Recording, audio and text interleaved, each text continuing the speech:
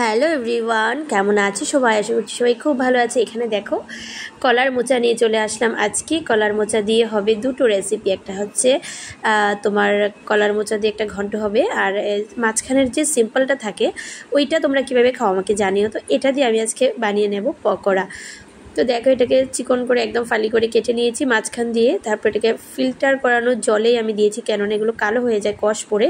আর এখানে সুজি, ময়দা, একটু চালের গুঁড়া, আর তোমার কালো জিরে, নুন, হলুদ, জিরে গুঁড়ো, লঙ্কা গুঁড়ো, হলুদ গুঁড়ো, তারপর নুন, তো সব কিছু অ্যাড করে নিলাম। তারপর একটু জল দিয়ে মিক্সড করে নেব, খুব সুন্দর করে ব্যাটারটা রেডি করে নেব।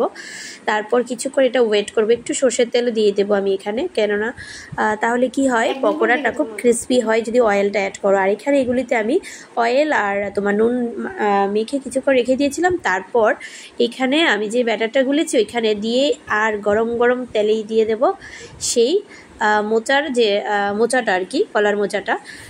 তো এভাবে তোমরা খেয়েছো কিনা আমাকে জানিও। তবে খেতে জাস্ট অসাধারণ হয়েছিল। তোমরা যদি কখনো না খেয়ে থাকো এটাকে এইভাবে একবার ট্রাই অবশ্যই করো, বাচ্চারাও খেতে অনেকটা ভালোবাসবে। একদম অসম্ভব তোমার ক্রিস্পি হয়, খুব ভালো লাগে খেতে। তো সেই জন্য তোমাদের সঙ্গে একটু শেয়ার করলাম। তোমাদের কেমন লাগলো অবশ্যই কিন্তু জানাতে ভুলবে না, ঠিক আছে? তো চলো, এই পকোড়া হলে আমাদের বাড়িতে মানে মর্নিংয়ে মোটামুটি খাবার হয়ে যায়, আর কিছু চাই না।